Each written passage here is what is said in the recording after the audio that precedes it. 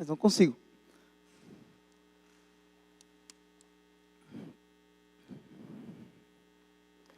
Quem convive comigo um pouco mais sabe o quanto é desesperador para mim ficar parado.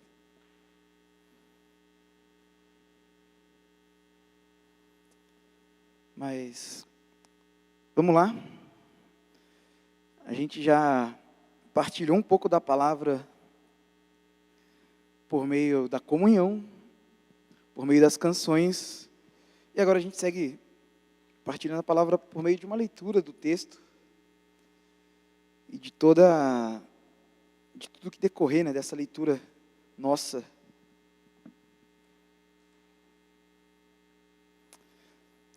Mas antes de ler o texto, eu queria confessar algo, né, partilhar algo para vocês, com vocês. Nós cantamos, né? Cristo, o pão que alimenta o faminto, vinho esmagado e servido na cruz para todo cansado. E como essa semana foi extremamente cansativa e desgastante, né? Atuando em alguns dos espaços que atuo, nós nos deparamos com realidades muito absurdas essa semana. Assim, se você não assiste o noticiário, você é bendito, bendita, bem-aventurado, bem-aventurada, feliz. Mas se você assiste o noticiário ou acompanha o noticiário de algumas outras formas, através das redes sociais, tivemos muitas mortes essa semana, mais uma vez. Nós tivemos um caso do Genivaldo, um homem que foi lançado num camburão, onde fizeram uma espécie de câmara de gás. Nós tivemos em Bauru 2 casos de racismo, 2 denunciados, né, racismo todo dia. Então, tivemos encontros, reuniões, planejamentos, e foi extremamente desgastante. Pastores, pastor João Marcos, da Igreja Batista do Coqueiral, está com a sua igreja debaixo d'água, porque, se vocês têm acompanhado também, Recife está mais ou menos embaixo d'água, assim. A cidade de Recife é a primeira cidade no Brasil, ou a cidade no Brasil mais propícia a correr ou a sofrer com as questões do aquecimento global, e Recife está embaixo d'água, mais de 30 mortes.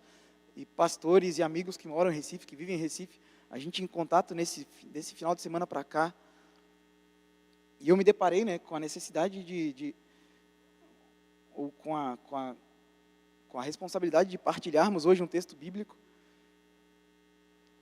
E eu pensei, como que nós,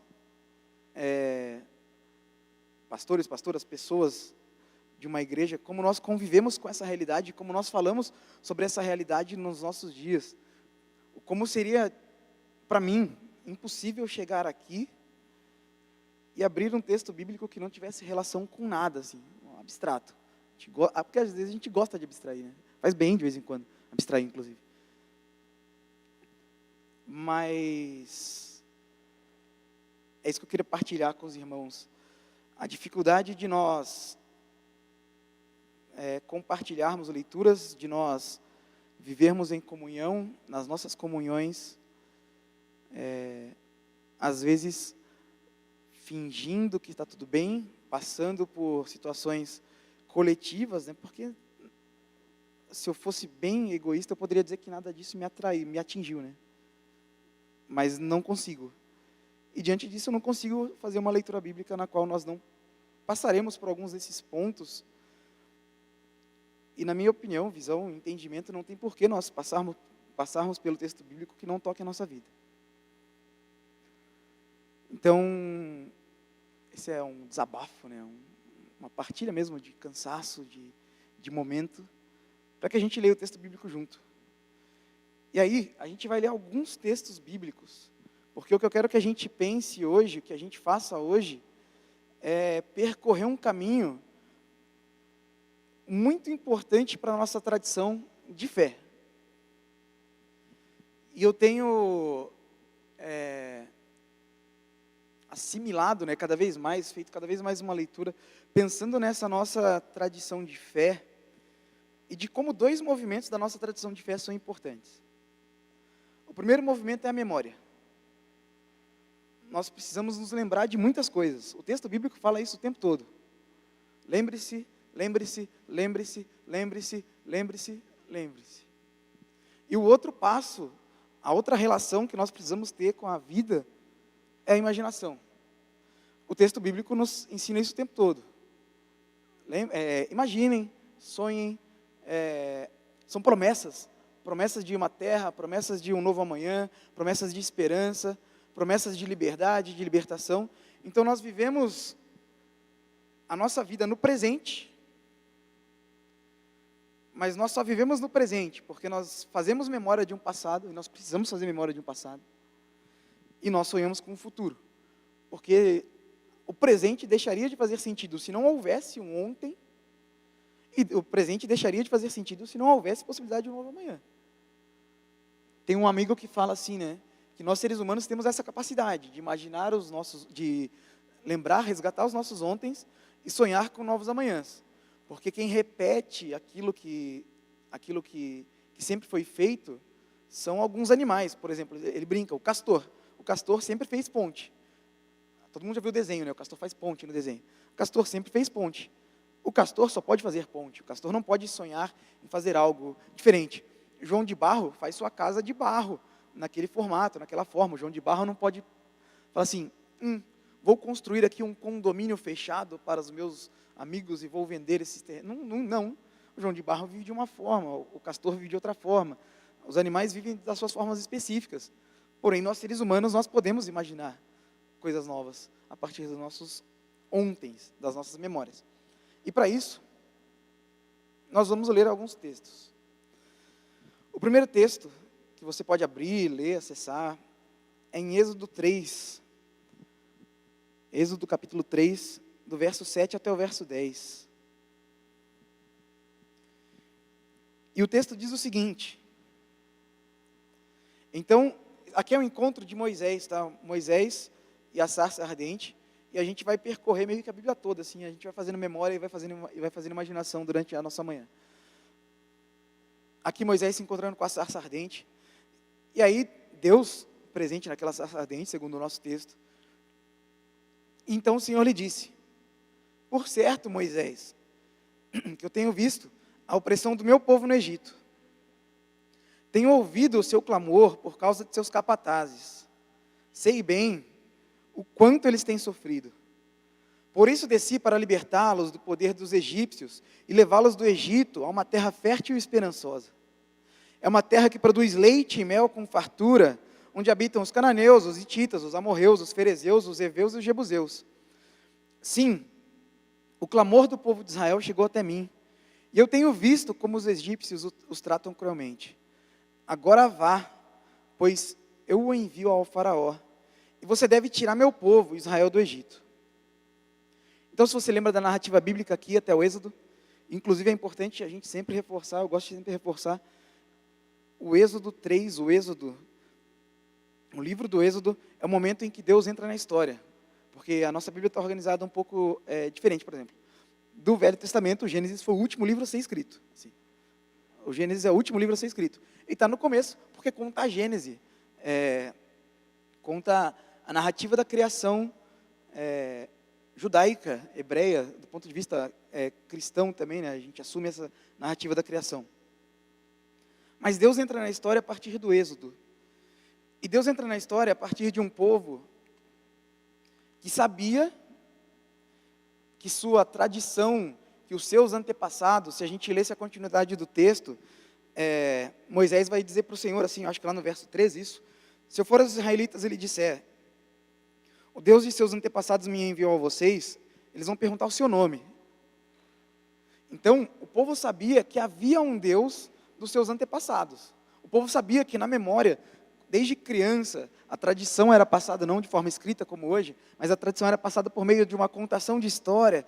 E essa contação de história construiu na memória, por exemplo, de Moisés, um Deus. Construiu na história desse povo do Êxodo, do povo de Israel que estava sofrendo no Egito, um Deus. E tendo esse Deus em suas memórias, e sendo oprimidos pelo povo do Egito, pelos egípcios, pelos capatazes, eles começam a imaginar.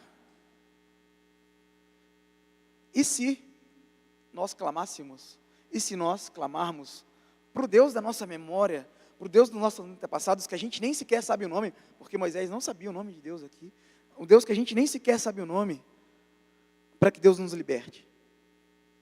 E aí o povo clama, Deus atende, e fala, eu ouvi o clamor desse povo. Esse povo que fez memória de mim, e que imaginou a possibilidade de ser liberto de um novo amanhã, de um amanhã diferente dessas amarras, dessa escravidão em que os egípcios os impõem, esse povo vai ser liberto. Então aqui na história, né, na linha cronológica que a gente pode estabelecer, nós temos um povo sabedor de sua história, um povo que faz memória da sua divindade, um povo que faz memória do seu Deus, que nem sequer sabe o nome desse Deus, como nós chamamos hoje, né? Deus, Javé, Jeová.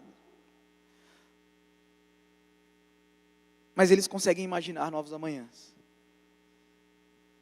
Então a gente vai fazer... E aí a história do Antigo Testamento, né? Depois dessa libertação, aí se vocês se lembram bem, Moisés negocia com o Faraó meio que não quer libertar, Moisés começa a fazer alguns sinais, inclusive esses sinais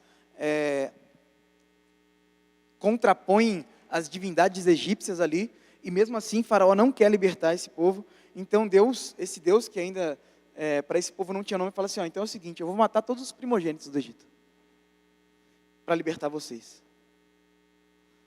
Todos os primogênitos do Egito serão mortos pela liberdade de vocês. E aí o povo é liberto, e aí os egípcios vão atrás desse povo, eles se afogam no mar, o mar se abre, né? Os israelitas passam, não só os israelitas, é importante a gente ler, no Êxodo 11, se eu não me engano, falando que todos aqueles que eram oprimidos foram libertos, não somente os israelitas, ou seja, esse povo que fez memória de um Deus que ainda não tinha nome, e que clamou, sonhou com sua libertação, clamou pela sua libertação, foi liberto por um Deus, por esse Deus da sua memória, e esse Deus da sua memória é um Deus que os levaria, inclusive é interessante, a gente leu no texto, que Deus os levaria para uma terra onde habitavam os cananeus, os hititas, os amorreus, os ferezeus, os heveus, os jebuseus. Deus os queria colocar numa terra como mais um povo, assim. A nossa ideia depois foi sendo desenvolvida de uma ideia de exclusividade, assim. Mas Deus falou assim, não, tem uma terra lá que tem uma galera.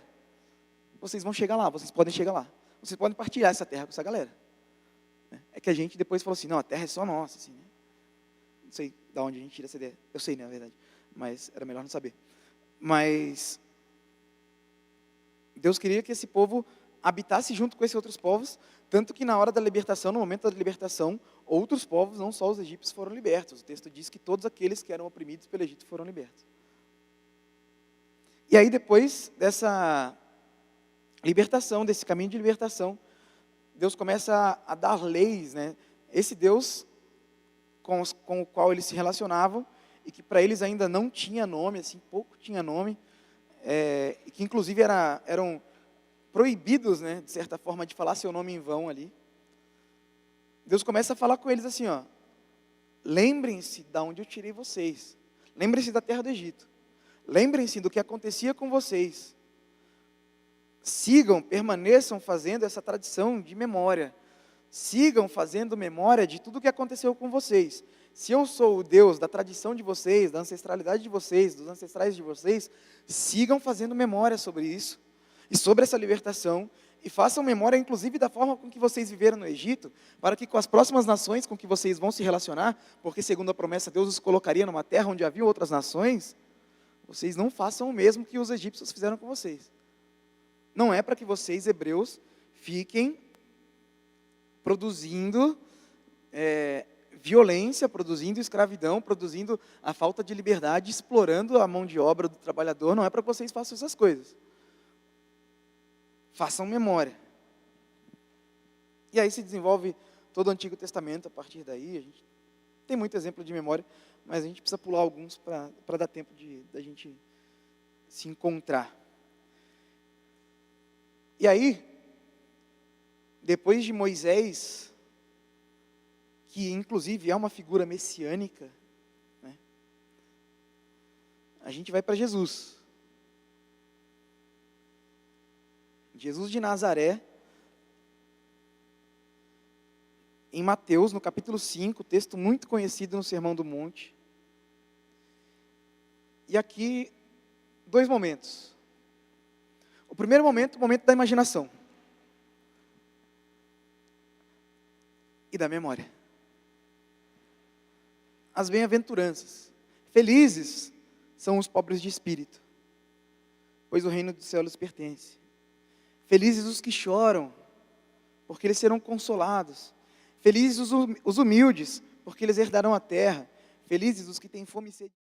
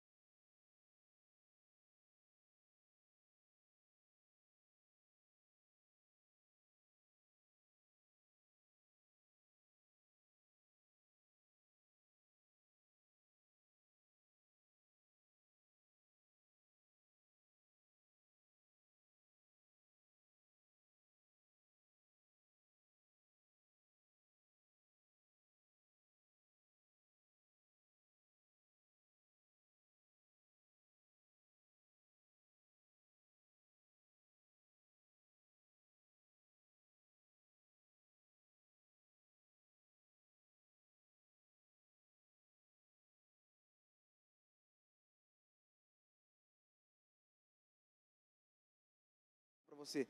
Você que está chorando, talvez você já esteja desesperançoso. Você que tem fome e sede de justiça, talvez você já esteja desesperançosa. Você que é pobre de espírito, sabe que ninguém tem nada para você, e você também vivendo nessa condição que talvez não sabe o que vai fazer para viver amanhã. Imagine um novo amanhã. Você que é pobre de espírito, o reino do céu pertence a você. Você que tem fome e justiça, o céu pertence a você. Você que chora, você vai ser consolado. Sonhe com novos amanhãs. Viva novos amanhãs. Antecipe no seu coração a vivência desses novos amanhãs. Aí na sequência do texto, Jesus começa a fazer esse exercício de memória e imaginação. Jesus começa a fazer inclusive memória sobre a lei, né? Aí ele começa a falar assim: vocês ouviram o que foi dito? Não cometam adultério, olho por olho, dente por dente. Vocês ouviram essa? Vocês se lembram dessa tradição? Dessa tradição de olho por olho, dente por dente? Vocês se lembram dessa tradição? A galera, pô, senhor, lógico que a gente lembra. Isso aqui é o código de Hammurabi transcrito nas suas palavras, assim, transcrito na Torá. Olho por olho, dente por dente. Aí Jesus fala assim: então imaginem um amanhã diferente. Sonhe com um amanhã diferente. Onde não haverá olho por olho, dente por dente. Onde haverá uma quebra desse ciclo de violência. Onde haverá uma quebra desse ciclo de maldade. Onde haverá uma quebra desse ciclo de morte. Lembrem-se, a lei nos colocou algumas réguas, algumas regras, porque estava muito ruim assim no Egito. Mas é quase que Jesus estivesse dizendo para ele assim: a gente pode ser melhor que isso, né? A gente pode ser melhor que isso. A gente pode ser melhor que olho por olho, dente por dente. A gente pode ser melhor que isso aqui. A gente pode caminhar de uma forma diferente disso aqui. Então façam memória do que vocês ouviram. Lembrem-se do que vocês ouviram, mas apliquem de forma diferente no dia de vocês. Façam uma imaginação, construam uma imaginação diferente. Construam novos amanhãs, diferente, porque se a gente chegou até aqui, no olho por olho, dente por dente, está todo mundo mal igual vocês estão, por que a gente não faz diferente daqui para frente? Por que a gente não imagina outra coisa? Ao invés de olho por olho, dente por dente, a gente não quebra o ciclo de violência? Por que ao invés de não adulterar, assim, não sair cobiçando a esposa, o marido dos outros, a gente não para e olha para nós e fala assim: meu, isso não é algo que se faça, isso não é algo que... Não, por quê? Por que a gente não pensa diferente? Por que a gente não dá um basta nesse ciclo de maldade e violência que a gente vive? E aí, num outro texto de Jesus, mais uma vez, ele, e aqui de forma muito explícita, né, ele evoca essa ideia de nós precisamos fazer memória, para sonhar com novos amanhãs. Aqui é o momento, Lucas 22, é o momento em que Jesus está partilhando com seus discípulos sua última ceia, assim, vai morrer. Jesus sabe que vai ser assassinado, assim. Essa história de ficar fazendo memória, imaginando amanhãs diferentes, dentro do Império Romano, não era legal. Assim. Se você faz memória do que você está vivendo, do que você viveu, do que seus ancestrais viveram, e você imagina alguma coisa diferente do que isso, se você não repete a lógica imposta, vai morrer. Jesus sabia que ia morrer, Jesus tinha anunciado sua morte. E aí Jesus toma o cálice de vinho e agradece. E ele partilha. E ele fala: tomem isso e partilhem entre vocês, meus discípulos, porque eu não beberei do vinho outra vez, até que venha o reino de Deus. Então Jesus toma o pão, agradece a Deus, e depois parte o pão e divide a seus discípulos, dizendo: este pão é o meu corpo entregue por vocês. Façam isso em memória de mim.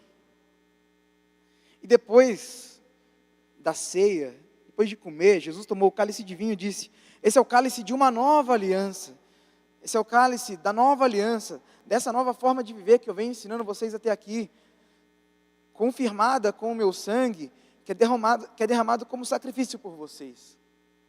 Olha que interessante o momento da ceia de Jesus com seus discípulos.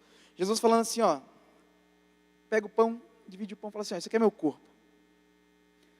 Todas as vezes que vocês repartirem o pão, façam memória de mim. E depois de fazerem memória de mim, bebam o cálice como um sinal, uma assinatura de uma nova aliança, de uma nova forma de viver, da forma do, ó, vocês ouviram o que foi dito, façam memória, mas vivam de uma forma diferente. E aí, Jesus, muito fazedor de memória, e muito construtor de imaginação. Se a gente lê o texto bíblico, né, se a gente lê Jesus, o tempo todo ele faz muitas memórias. Aliás, Jesus inicia seu ministério dizendo, né, fazendo memória dos profetas. É chegada a hora, é chegado o momento, porque o Espírito do Senhor está sobre mim, e o Espírito do Senhor me ungiu para pregar libertação aos cativos, para dar visão aos cegos, para consolar os inconsolados, os que choram. E Jesus fala, depois de fazer memória, fala assim, está aqui, está pronto, sou eu, está posto, está feito. Convivam com essa realidade, com esse barulho. E aí, por falar com essa realidade, esse barulho, um texto que a gente precisa retomar e aprender a ler de novo, que é o texto, na minha opinião, que é o texto do Apocalipse. Que nada mais gerador de imaginação em nós do que o texto do Apocalipse. Dependendo de como você foi criança, de como você foi educado na tradição cristã, o Apocalipse pode trazer imaginação de horror, assim, pode ser um negócio terrível. Meu Deus, uma besta, 5 cabeças, 10 cabeças, uns bichos, uns dragão, uns bagulho muito louco, assim, bizarro. Mas a gente esquece que o Apocalipse, a época que João o viu, né, João que escreveu o Apocalipse, João que teve literalmente essa viagem, era um texto de esperança. Porque assim como, e ainda sob o domínio de um império, as coisas estavam insuportáveis. E viver a realidade estava insuportável. Assim como, talvez hoje, viver a realidade esteja insuportável. Se a gente olhasse, se a gente não tivesse esperança de um amanhã, galera, na moral, eu já tinha desistido fácil. Assim. Não tem porquê minhas palavras. Assim. Se eu não imaginasse um amanhã diferente, e se eu não tentasse construir um amanhã diferente, eu teria desistido fácil. E aqui João, por viver neste tempo, onde inclusive aqueles discípulos de Jesus vinham sendo perseguidos, assassinados, mortos, porque faziam memória de uma coisa e sonhavam com novos amanhãs, diferente do que o império impunha, que o império impunha quase que uma animalização, assim, você é João de Barro, você vai fazer sua casa de barro. Ah, mas você vai fazer casa de barro. Não tem conversa. Diante do império não tem conversa. E aí João sonha. E ele fala e faz a sua profecia. Então eu vi no céu, eu vi um novo céu e uma nova terra, porque o primeiro céu e a primeira terra já não existiam mais, e o mar também não existia. Então eu vi a cidade santa, a nova Jerusalém, que descia do céu da parte de Deus, como uma noiva belamente vestida para o seu noivo.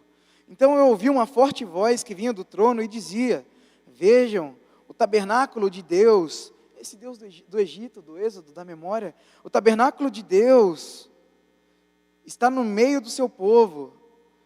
Ou seja, Deus não está mais distante de vocês, esse Deus da memória de vocês, Deus habitará com eles e eles serão seu povo. O próprio Deus estará com eles e Ele lhes enxugará dos olhos toda lágrima, e não haverá mais morte, nem tristeza, nem choro, nem dor. Todas essas coisas passaram para sempre. Que texto maravilhoso. Se ao lermos um texto desse também não construirmos esperanças e novas imaginações, a gente já morreu por dentro. Talvez o império já tenha nos cooptado mais do que gostaríamos ou deveria.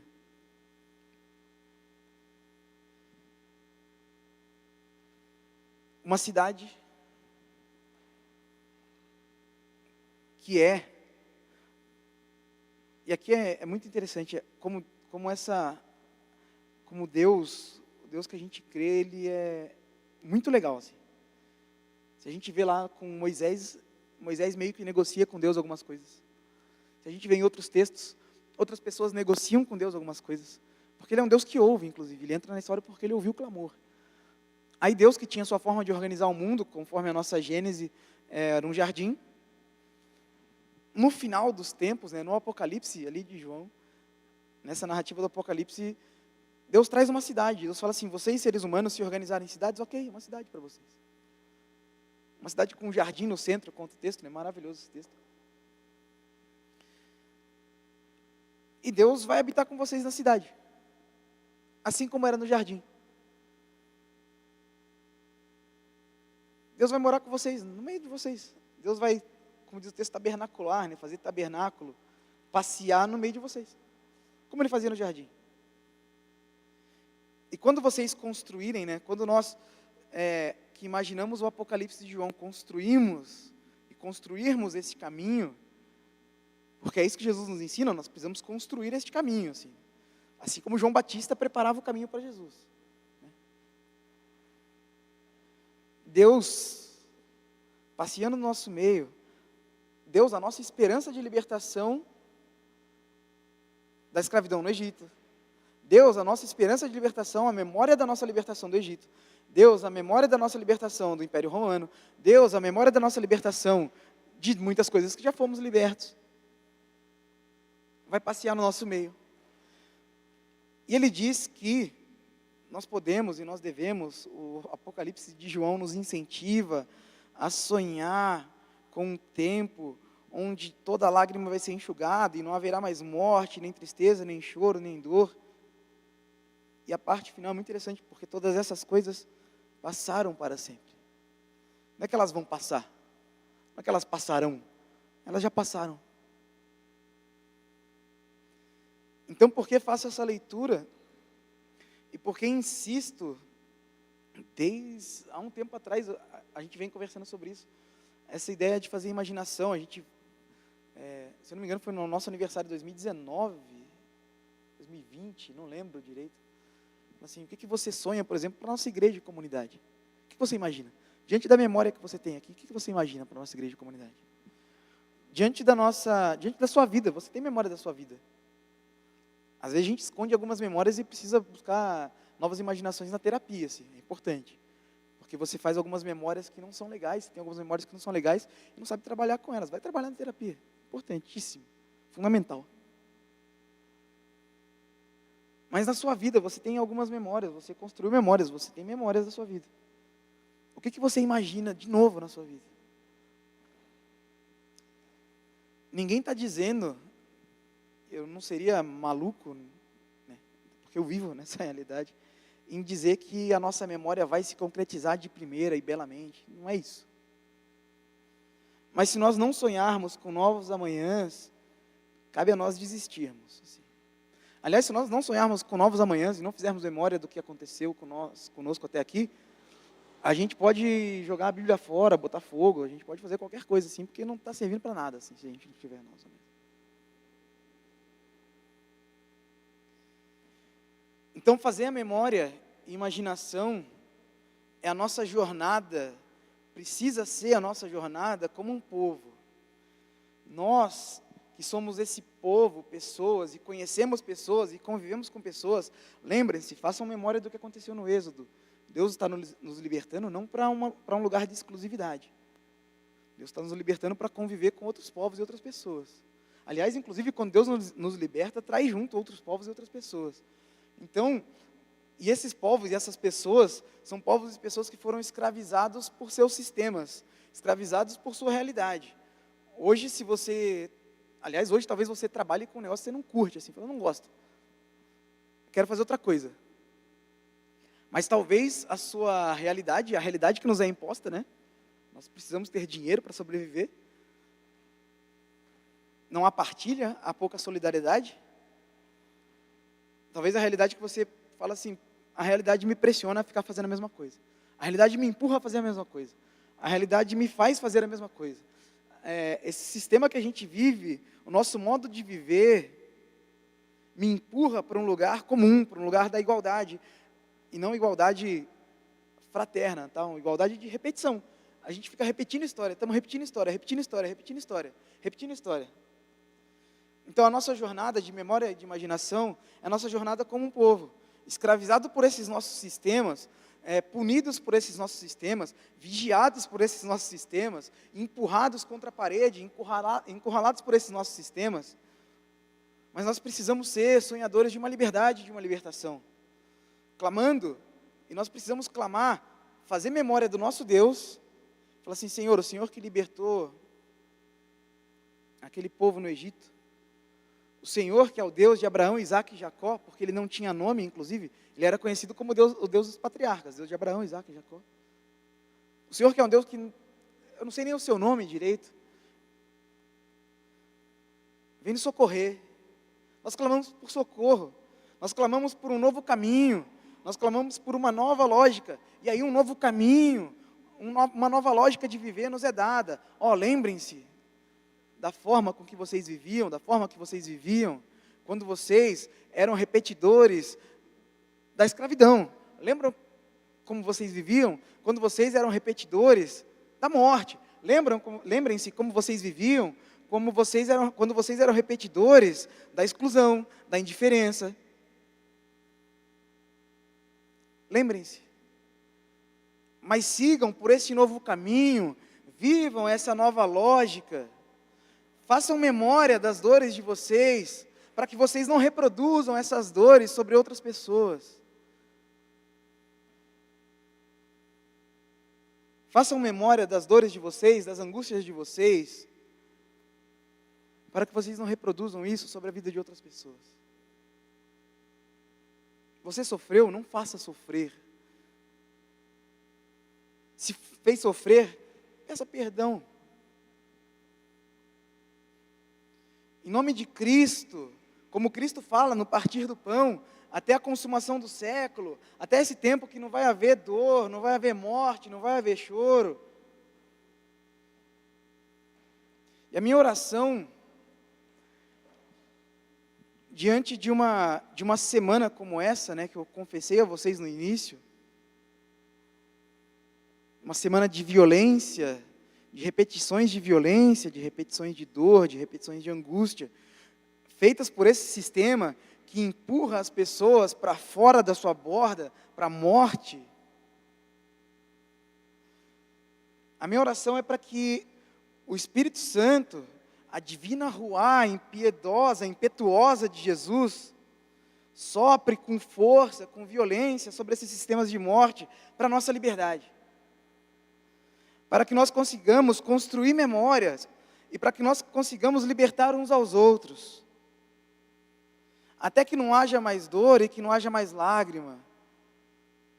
A minha oração e a minha memória é o povo do Êxodo, onde o Espírito do Senhor sopra com violência sobre aqueles sistemas de morte, construindo liberdade para os povos, e povos que a partir daí podem construir uma nova memória, e se libertaram uns aos outros, e foram libertos, até que não haja mais dores, lágrimas, sangue e morte.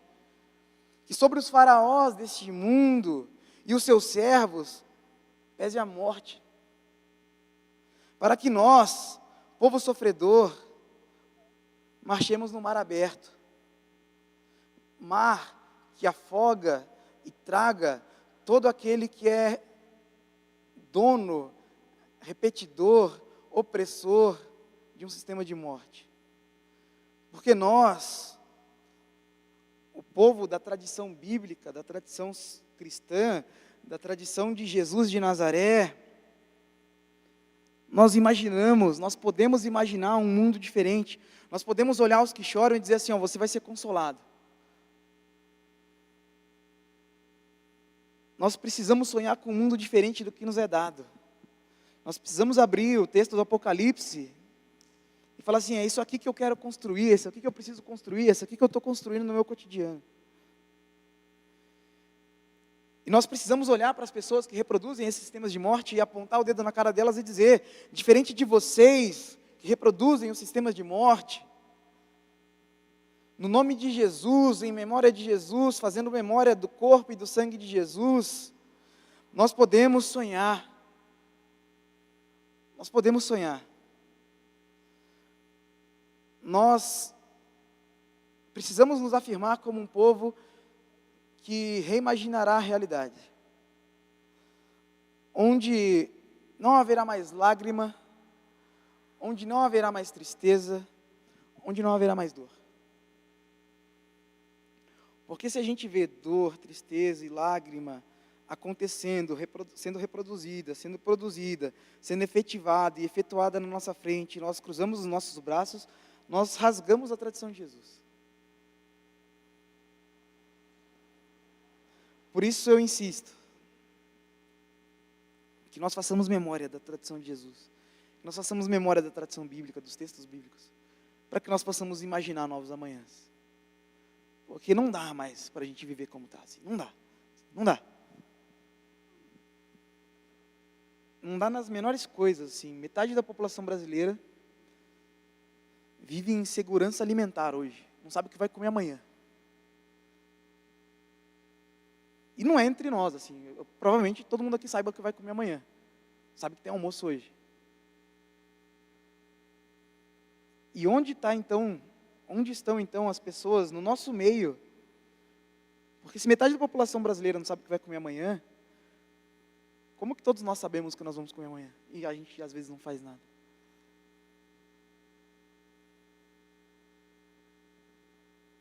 Eu sei que algumas pessoas aqui já viveram essa sensação de não saber o que vai comer amanhã.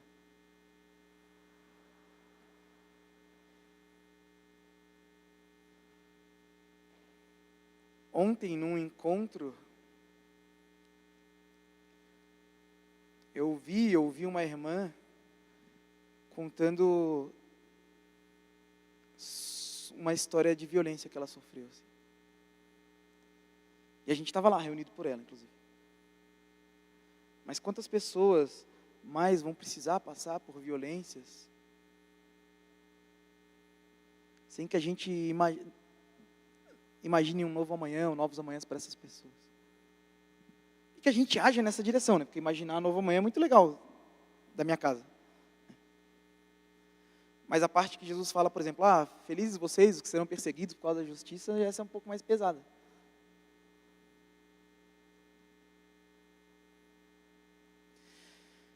Então a minha oração, e a gente vai repetir uma canção, dizendo, Senhor, eu espero em Ti, embora sem saber. E aqui, quero que a gente entenda esse esperar, não como um esperar de ficar sentado, pelo amor de Deus, né? Um grande educador brasileiro fala sobre o esperar como a esperança, né? Não a esperança do esperar, a esperança do verbo esperançar, de gerar esperança, gerar novos amanhã, gerar... Então eu te convido a cantar essa canção. E é nesse momento, e a partir deste momento, fazer memória da sua vida, da vida das pessoas ao nosso redor, da vida da nossa sociedade. E falar assim: Senhor, diante da sua tradição,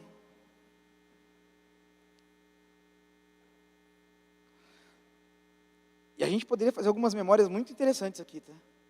Sobre Moisés, por exemplo, a história de Moisés. Moisés, quando vê o seu irmão, os seus irmãos, porque Moisés foi encontrado, né, foi adotado por uma família egípcia, apesar de ser hebreu, porque as parteiras desobedeceram a ordem na época.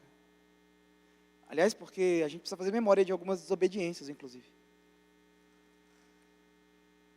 Porque às vezes mandam a gente matar e a gente mata. Ah, estão mandando. Eu falo assim, galera, vou fazer memória de algumas desobediências. E aí Moisés sabe que é hebreu, vê os hebreus sofrendo e Moisés simplesmente mata um camarada lá.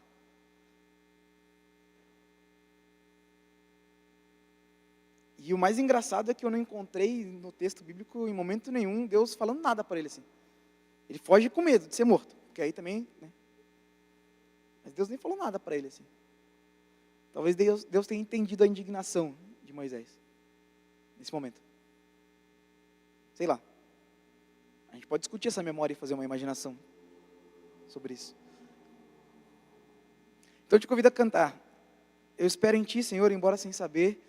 E depois disso, a gente vai partilhar a mesa, mais uma mesa. Na memória de Jesus, na tradição de Jesus, na condição de Jesus, naquilo que Jesus nos ensinou, diante daquilo que Jesus nos ensinou. Vamos cantar.